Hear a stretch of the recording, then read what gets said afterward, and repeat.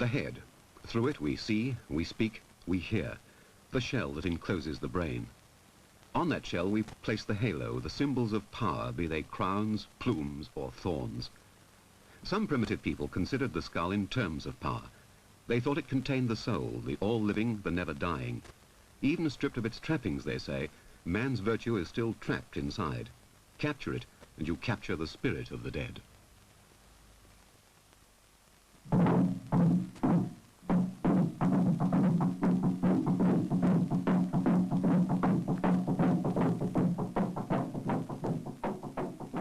When the Romans first came to Britain, they were appalled to find headhunters, so far back in our history that we've almost forgotten all about it. But there are parts of the world where warriors still proudly display their trophies.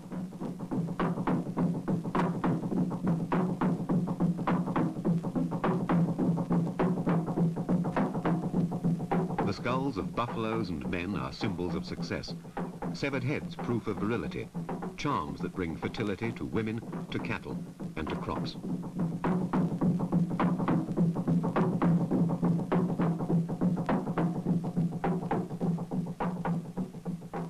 Here in the hills of India, wedged between Assam and Burma, the Naga people live in much the same sort of way as our ancestors did before the coming of the Romans. Their houses simple, their farming primitive. Seeing them today, we can get a fair idea of what happened in our country as man took the first tentative steps towards progress. In Britain, this happened before history was being written down, but the progress of the Nagas has been watched and recorded by both Britain and India. The notoriety of the Nagas as headhunters has kept them remote. So too have the difficulties of communication. Their hills have natural barricades. The forests and the fast rivers enclose them, protect them. Their enemies were their next-door neighbors.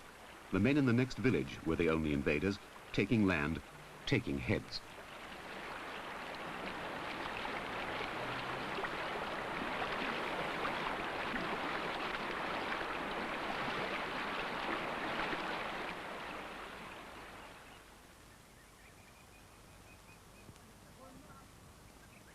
The rivers could be forded during the dry season, but for the rest of the year the Nagas built rough bridges of cane and bamboo, very fragile constructions, easily destroyed should any village feel itself threatened by hostile neighbors.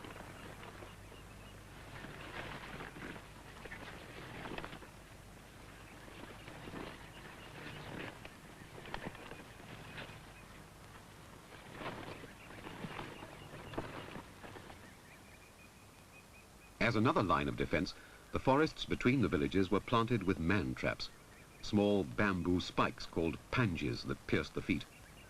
There were trip strings that released poisoned arrows into the victim's ribs, or he might fall into a concealed pit full of large pointed poles.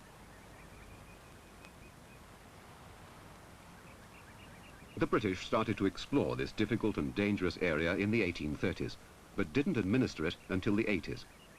As late as 1936, there were still blank spaces on the map of Nagaland, and in the unadministered territory, officials had to have military escorts. So only part of the Naga Hills came under British control. In remoter regions, the headhunters' trophies swung over the houses, proclaiming the strength and the fertility of the people.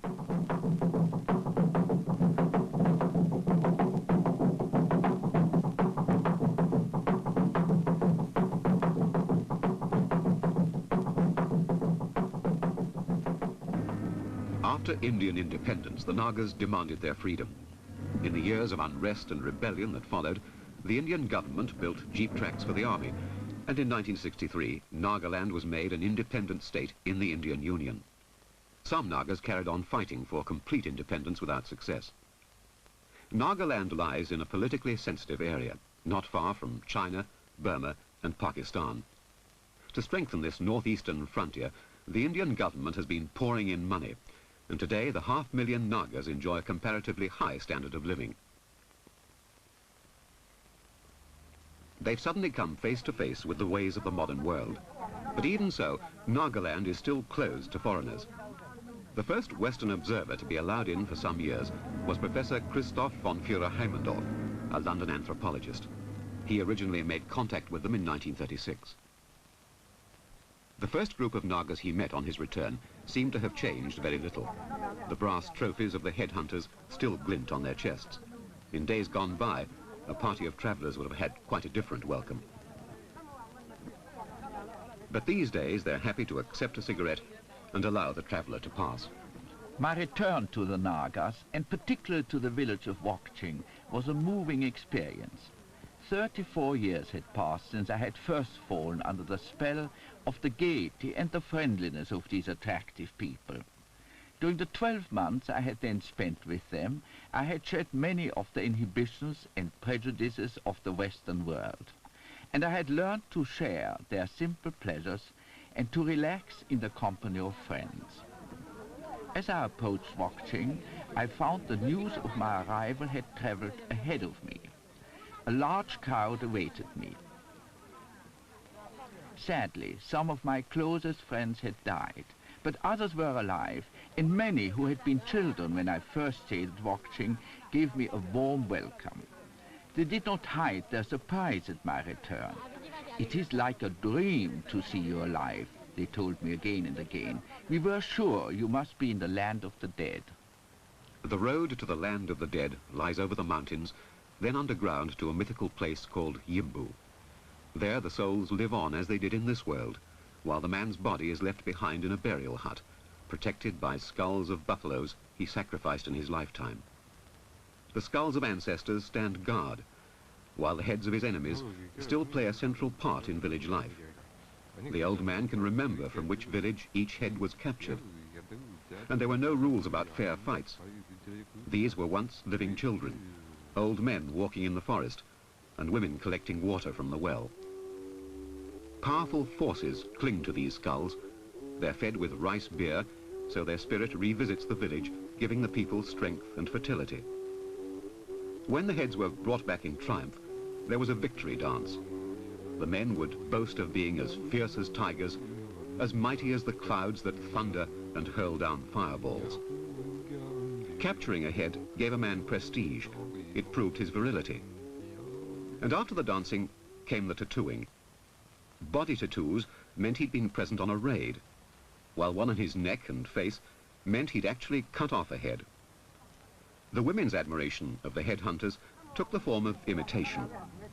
Tattooing was fashionable, but it's no fun to have holes hammered in your legs with an adze-like instrument made of thorns, and the blue dye is based on soot.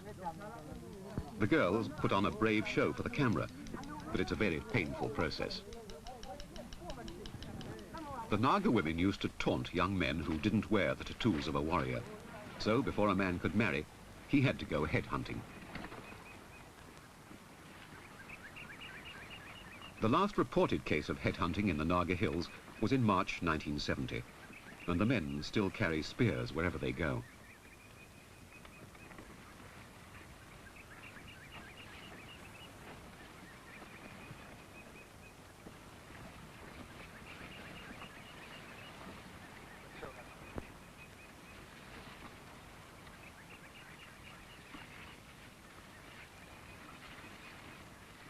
The young men guard the women and children on their long trek down to work in the fields. The settlements are all on the tops of the hills. The Nagas made their villages into natural fortresses against their enemies, their neighbours. Their rice crops grow 1,000 feet down in the fertile valleys.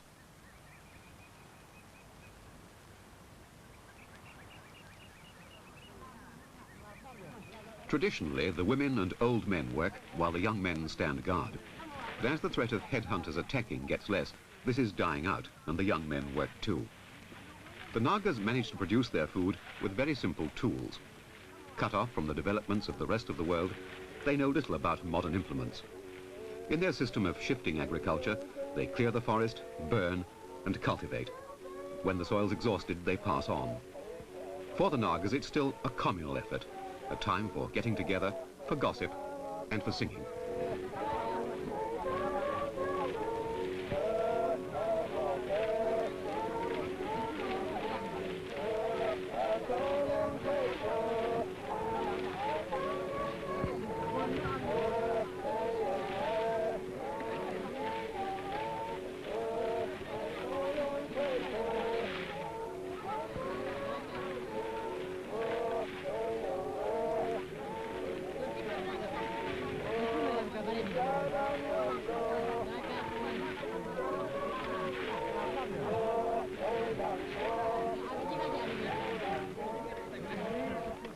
As the rice is gathered, it has to be carried up to the village the same day, a reminder of the times when no one in the Naga hills could trust a neighbour.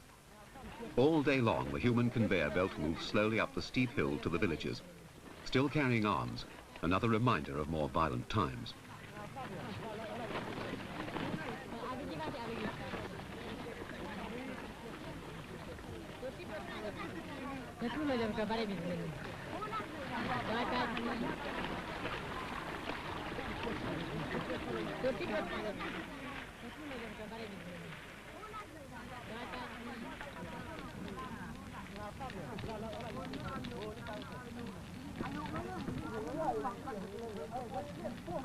Although the Nagas' cooking is primitive, they're well fed and the food is good.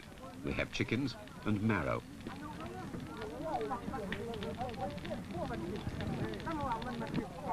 Rice is prepared in a hollow bamboo.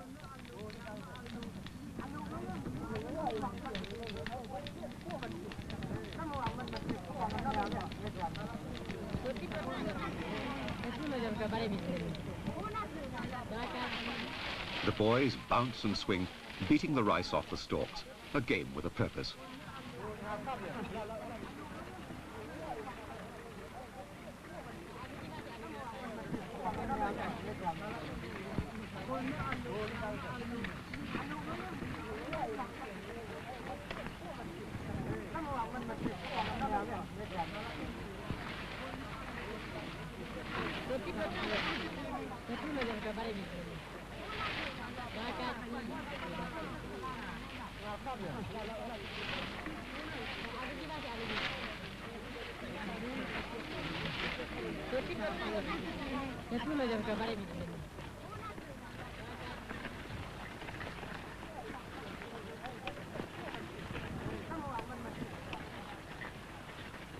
By the end of the day, every grain of rice will be stored in the village. They've all turned out to clear the field, and although they're exhausted, it's worth it if the crop is safe from their neighbours.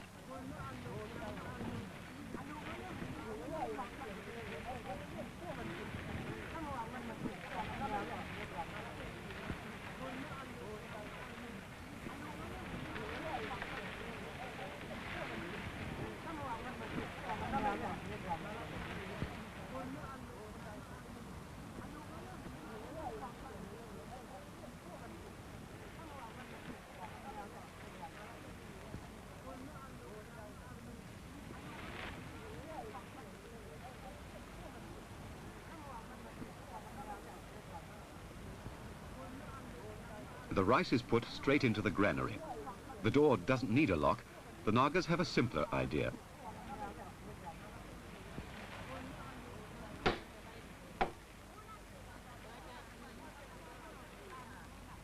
A heavy, cumbersome bolt. The whole village would wake if it were shot back in the night.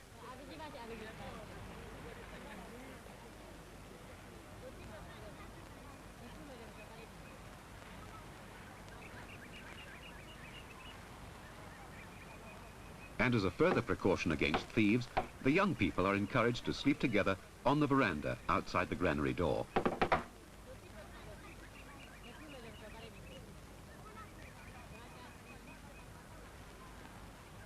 When a girl is ready to take a lover, her parents advertise the fact by giving her brass earrings, and she blackens her teeth to make herself more attractive. At the same age, the boys move into the men's house. This is a barrack for the warriors and a meeting place for all the men of the village. It used to be the most important building, and although it's no longer the focal point of village life, it still houses the finest carvings.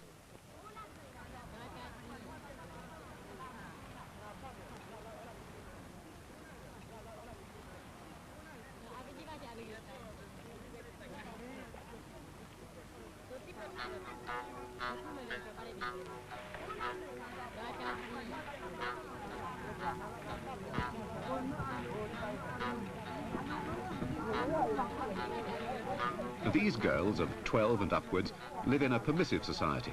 Their parents don't object to their having lovers before marriage.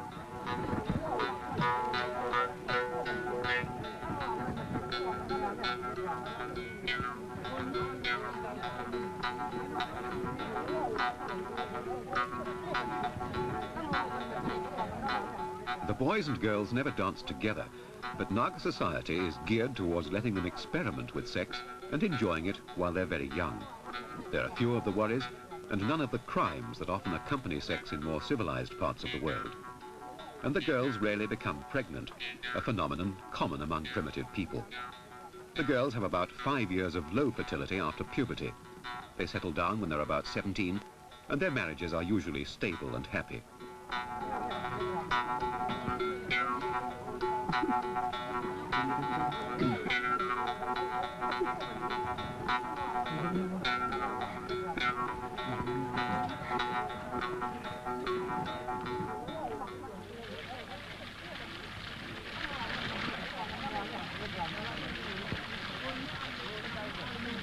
And there's no prudery. Everyone washes at the same well. The girls stay in a group because the well is some distance from the village. It used to be a favorite place for headhunters to pick off solitary women.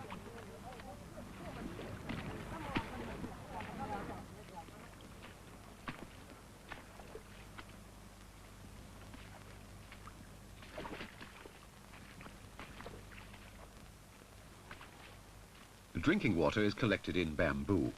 The constant exercise of lifting and carrying keeps the Naga girls slim, graceful, and fitter than any organized PT.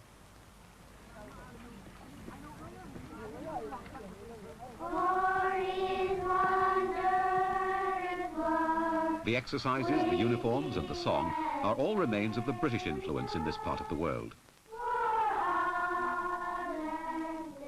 When the British left Nagaland, there was one high school and some missionary schools in the villages. Now there are 3 colleges, 31 high schools, 144 middle schools, 800 primary schools, and boarding facilities for children from the distant hills. And they can go on to Indian universities.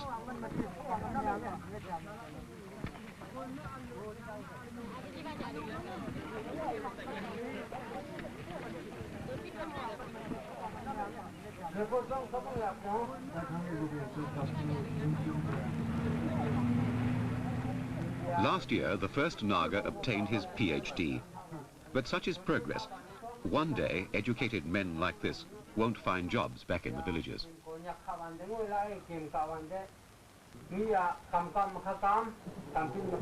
Originally, the Naga tribes had no common language. And in primary schools, the children used a composite language called Naga Assamese.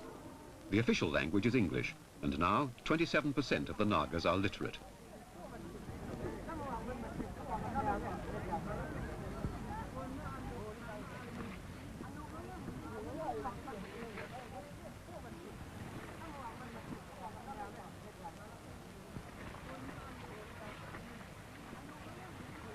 In one generation, the Nagas have made enormous strides, enormous progress in a changing world. The girls in school now have the same chances as the boys, which is more than they do in the villages. There, if there's heavy work to be done, it's the girls who do it.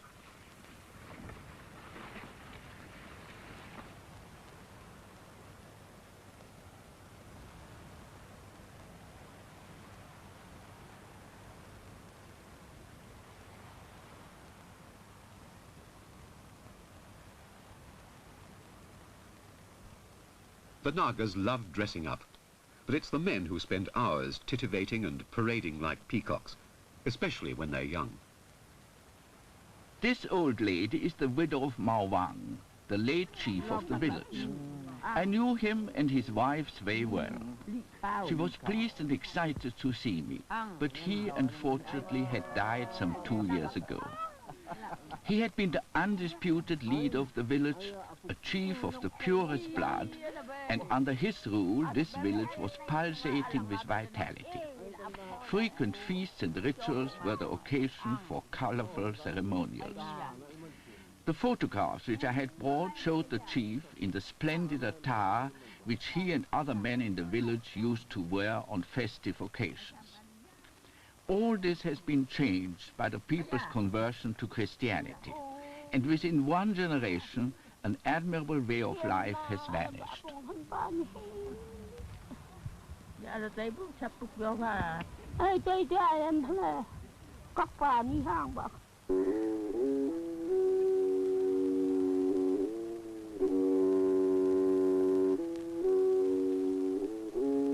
The elders still gather outside the chief's house to consider the omens before making any important decisions.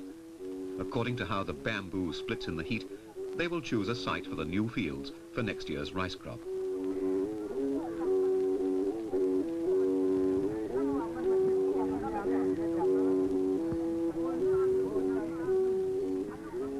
Although the younger men look a bit skeptical, these rituals still play an important role in remote villages.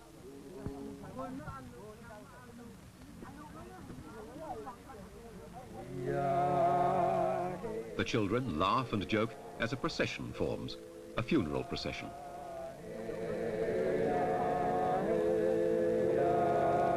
Recently, the Nagas adapted their funeral service to Christian ideas, but they have managed to keep the spirit of the occasion unaltered. After all, death is nothing to be feared. The dead man's soul lives on in the next world, and his skull will stay here, an asset to the village.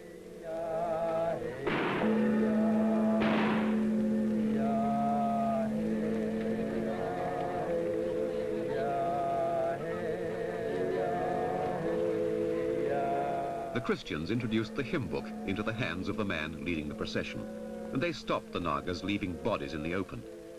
In the old days, the corpses were placed on platforms in the middle of the village. Only when they had decomposed was the head wrenched off and kept while the rest of the skeleton was allowed to moulder away anywhere. Now they're hygienically buried, and to keep the dead man company, they sacrifice a dog.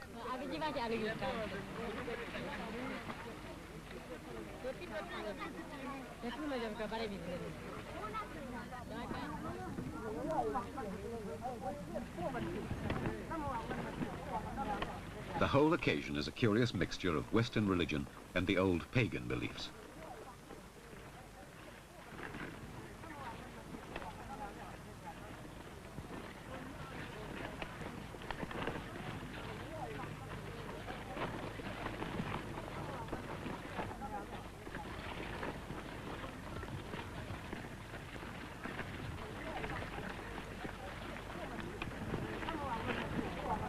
The burial hut is traditionally erected round the grave, and now the man's soul can set out on its journey to the land over the mountains.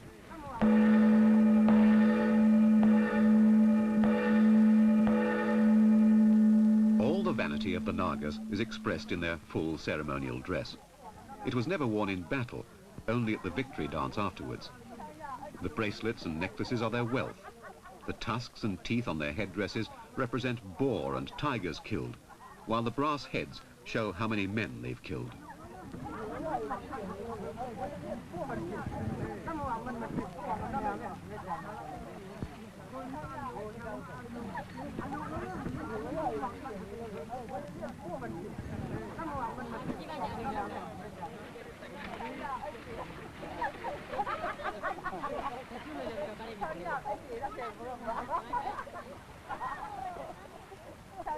Today, nobody can boast of his tiger-like fierceness or carry his enemy's head on his spear.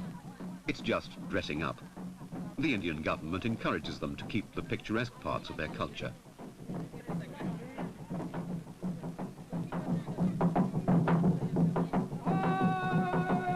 The Nagas have learned to enjoy security. The days of glory are gone, and few want them to return. Like most civilizations, they express their warlike instincts in other ways. We have military tattoos and international football. The Nagas relive headhunting, the ambush and the kill as a formal dance.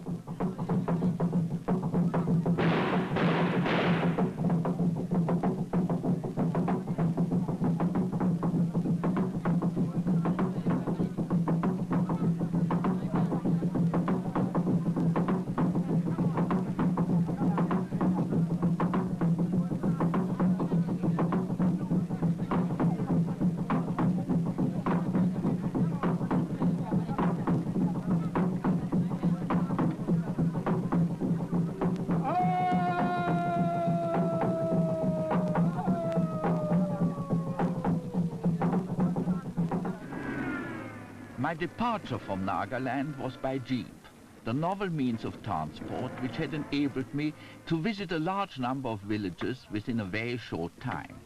But traveling on jeep tracks, one is often confronted with unexpected obstacles. Here our way was blocked by trees felled by a storm.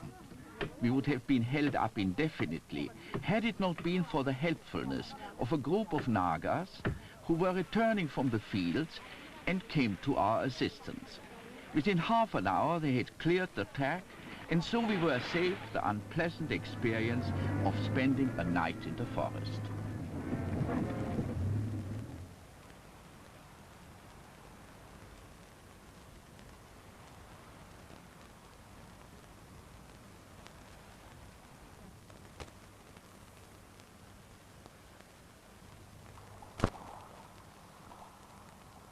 In the plains at the edge of Nagaland, we came across a group of Konyak Nagas fishing in a lake.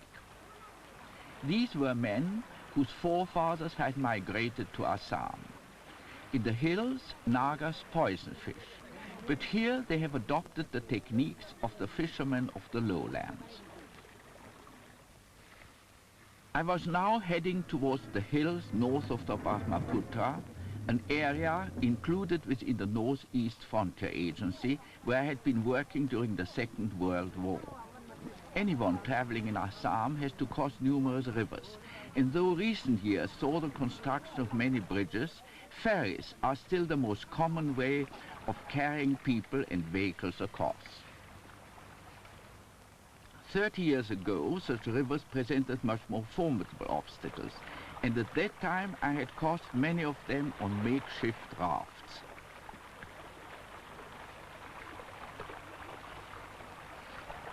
In this largely unexplored tribal country south of the Tibetan border, I had to travel with large bands of porters.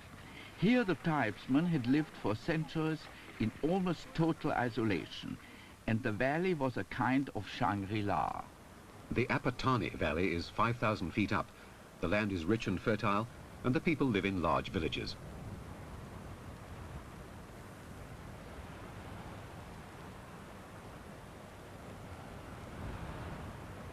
They're surrounded by neat fields of rice and clusters of fruit trees. The cattle, domesticated bison, called mitan, found only in northeast India. The Apatanis are very conscious of the value of property. They build houses close together, and every scrap of land is used to the full.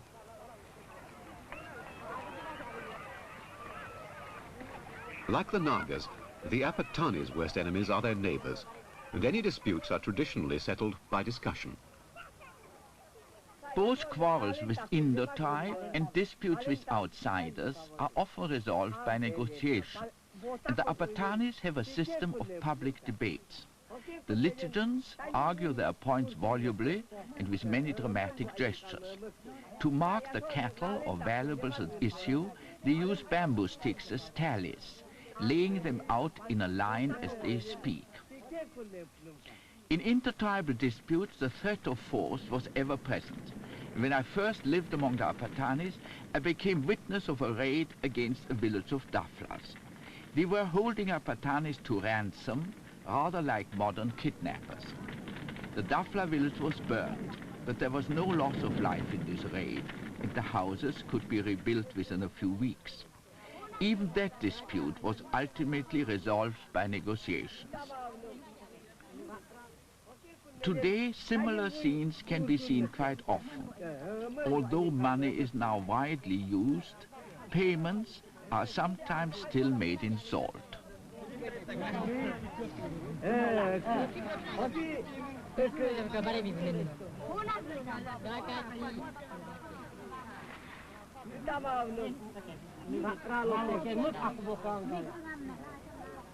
The housewives stand around and gossip.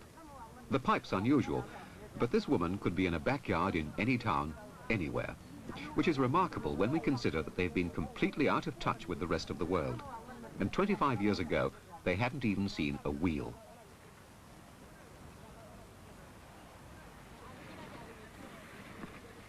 Work starts early, and their industriousness has turned this valley into a garden where nothing's wasted.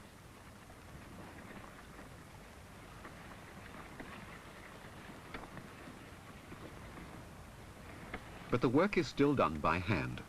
They don't make any everyday use of the newfangled wheel. The ground is still flattened with sledges and then made into terraces before the rice is planted. But in spite of the Apothani's energy, human effort isn't enough. The gods of the field must be encouraged to watch over the progress of the crops. So the priest offers an egg, a symbol of fertility, and rice at a makeshift altar.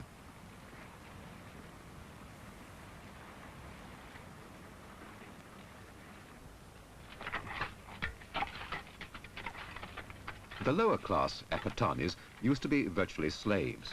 They weren't badly treated, but it was very difficult for them to become free and independent.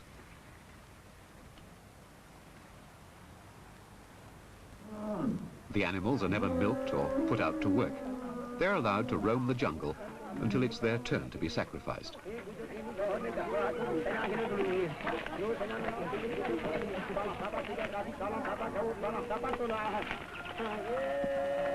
The Spring Festival, a time for ceremony, and the concerted effort of the whole village helps repair the assembly platform.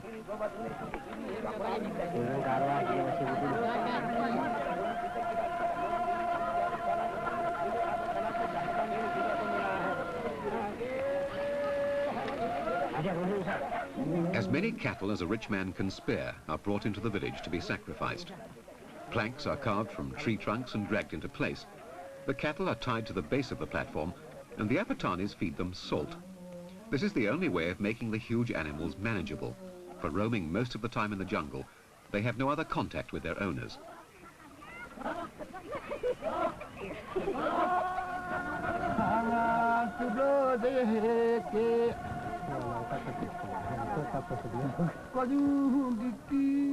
Like any priest, this man is the Apothani's link with the gods and spirits that rule their lives. They keep him refreshed with mugs of rice beer while he calls on the gods to accept the sacrifice.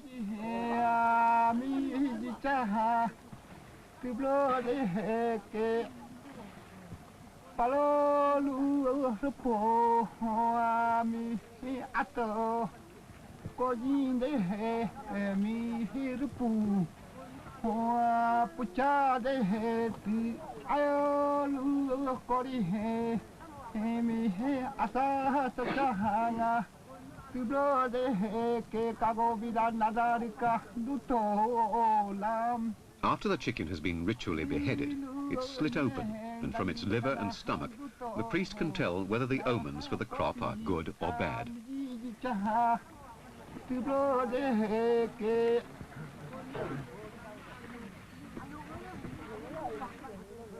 The meat is cut up into joints, which are given to all those taking part in the sacrifice. There's no waste. It's not thought that the gods want the whole beast. As long as it's slaughtered in the ritual way, they have the spirit of it, and the Apothanis have the meat. The priest always gets the biggest share.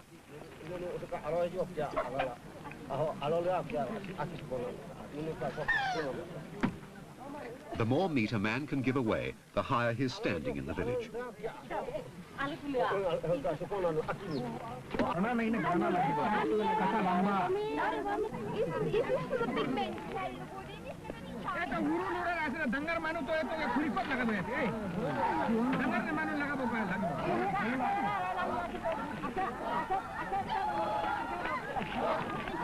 The Apothanis always share.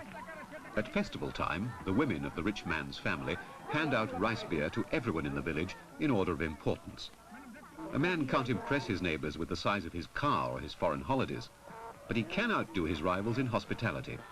He's judged by the parties he gives.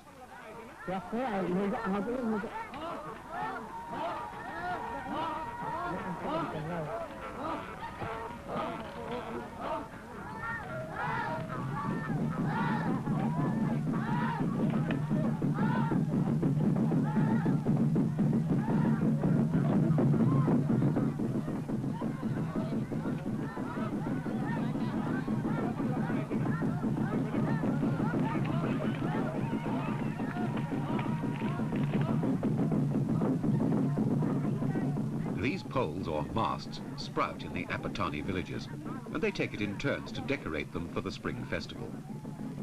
After the ceremony, the sacrifice, the eating and the drinking, these masts provide the entertainment.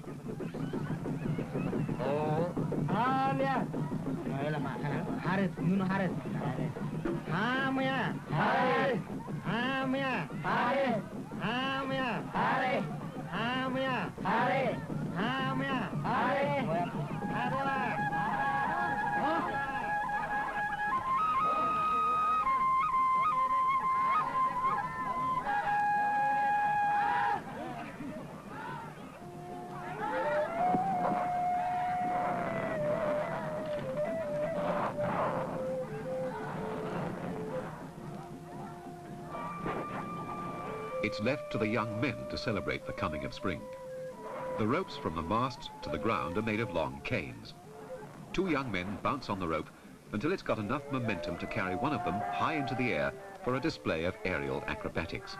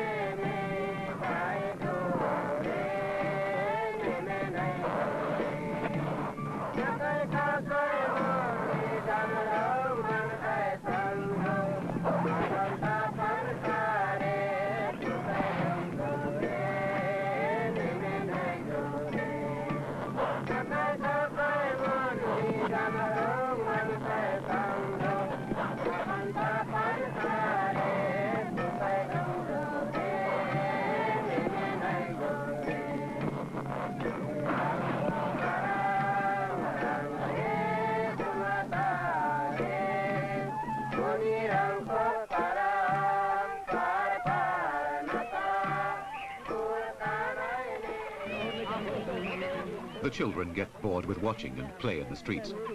They've made the football out of a pig's bladder.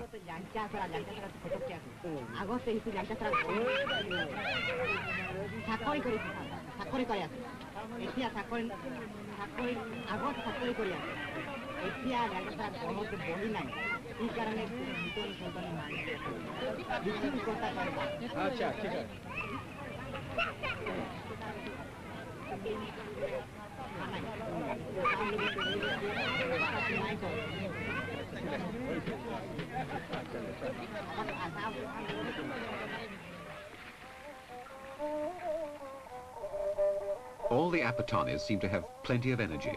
They eat well, the air's good, and anyone on an errand goes about it briskly. They move purposefully, looking neither to left nor right, carrying all their goods on their back. Very often they break into a trot, just as if they had a train to catch.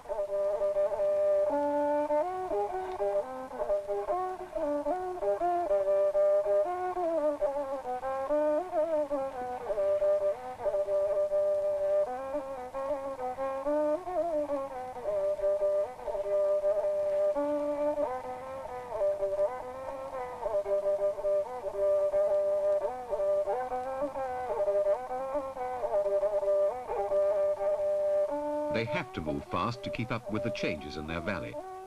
The Apothanis have met many outsiders since their contact with Professor Haimendorf less than 30 years ago. The young people know when they're being photographed. The old men don't care about such things. But already they're self-conscious, aware of the curiosity of foreigners.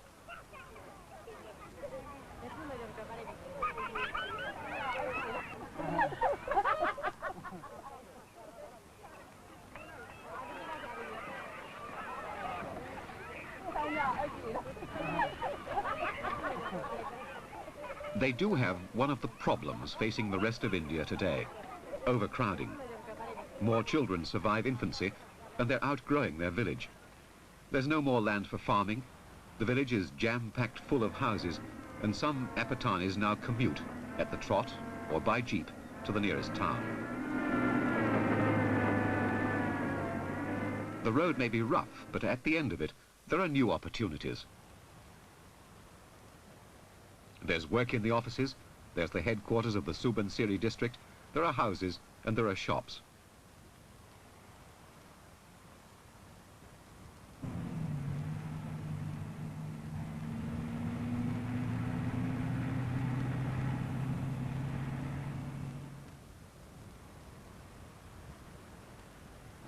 There's also a school.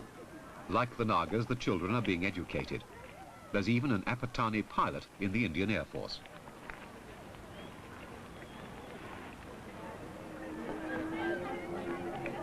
A cinema too is to be found in the town, showing Indian films, and the first Apothani shopkeeper.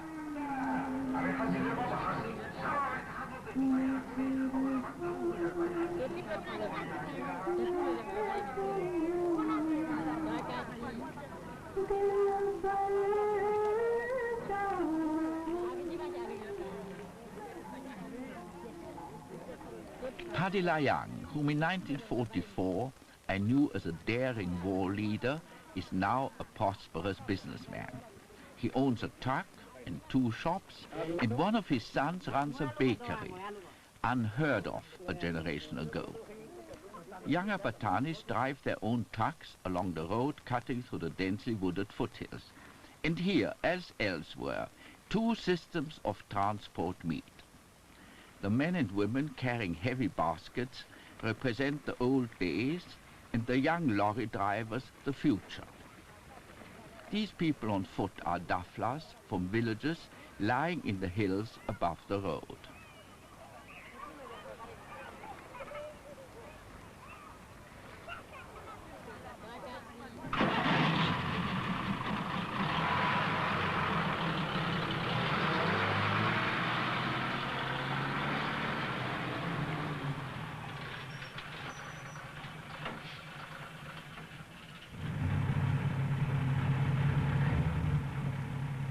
Before the construction of roads and bridges, turbulent rivers rushing through the valleys of the foothills used to impede communications between the tribesmen and the outside world. They, who 25 years ago had never seen even a wheel, now accept the modern traffic as a matter of course. Like other businessmen coming to the market, the young Apothanis now frequent restaurants and sit at tables in the Western manner. They are still recognizable by their hairstyle, but otherwise dress in modern fashion.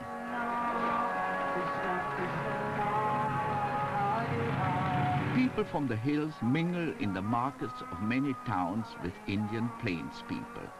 What begins as an exchange of products leads ultimately to many forms of cultural and social interaction. The celebrations of Indian Independence Day in Haflong show the revolutionary change in attitude. The Nagas and the Apothanis come down to the plains with their once feared neighbors. Their loyalties have widened. It's no longer the clan and the village that are the only group to which they belong, but a district, a country, a continent. The Indian minister taking the parade is from one of the hill tribes himself.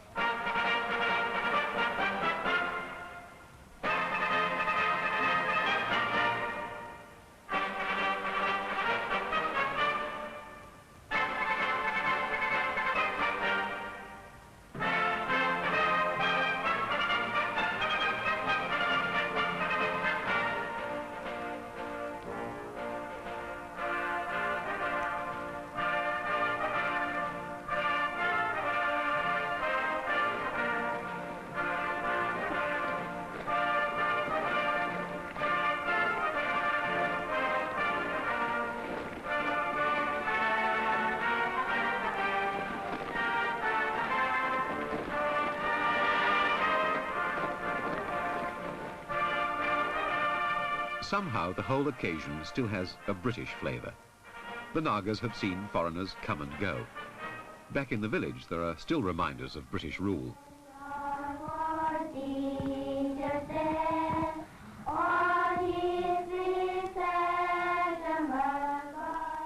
The ruins of a British bungalow crumbles back into the land. But the old British district headquarters is spick and span, well looked after by the Indian Commissioner.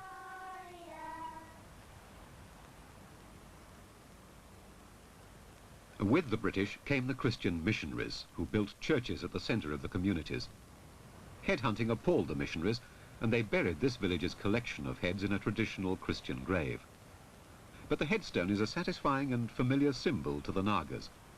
Stone tallies, hidden in the rice, mark the 64 women in this particular man's life. His wife merits a larger tally. Stones represent the number of human heads captured and held in the village through its history. They mark the number of buffaloes sacrificed, as do the skulls bleaching on the hillside.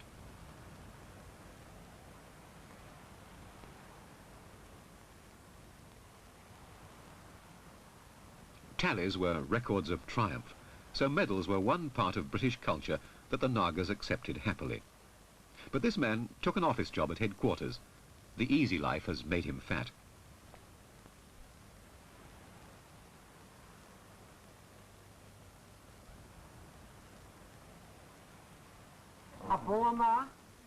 In the village, this old man is thin. His medals are memories of the glorious fights of his youth. He mimes his bravery and daring when he killed tigers with spears and daggers. But it all happened so long ago, the ants have eaten the stuffing out of the tiger, and its remains are just an empty shell. The old man will find nothing to replace these long-lost excitements, and these children will never know them.